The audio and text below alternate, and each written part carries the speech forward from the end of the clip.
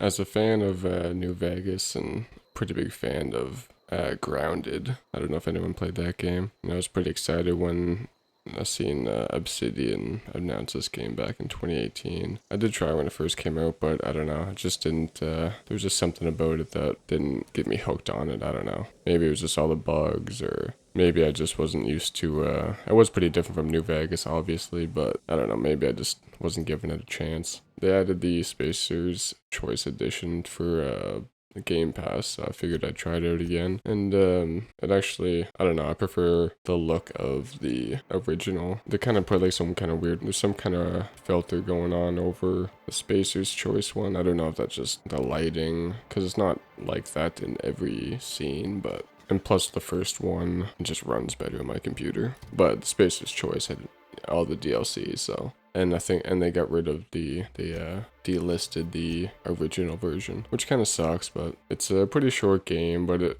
it's worth the playthrough, especially if you have Game Pass. Some pretty good laughs throughout the game. I'm not gonna go too much into the story, but basically you're on a ship full of frozen people, and you get unfrozen, and some dude's trying to help you, or some dude wants you to help him unfreeze the rest of the people. Basically, I don't know. There's more to it, but yeah, that's about the gist. It's not the best story ever, but it's good enough to keep me interested. Side quests are pretty good in this game. There's not a ton of good ones like there would be in other games, but I'm not sure how long it took them to make this one either, or how many developers they even had working on it. There's also some companion quests that help flush out the story more, and the companions they're not too bad in this game, but I didn't really care for any of them in particular. There's some different faction quests that put up your reputation. The game has a basic skill point system for most things. You just put points into hacking and you're better at hacking. Points into heavy weapons, you do more damage, things like that. There is dialogue checks in the game as well, which will influence your skill point choice. Then there are points that you get which you use to increase your health, armor, and variety of other things. Your companions, which you can have 2 at a time. They also have their own point system, which you can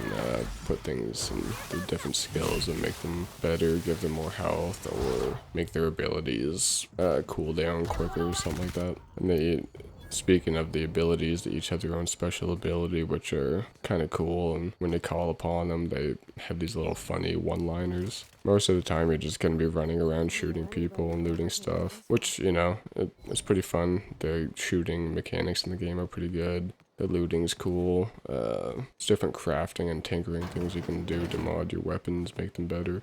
You can throw grenades now. The armor kind of is weird because it's just a helmet and then the body piece. I kind of wish there was more there, but yeah, it is what it is.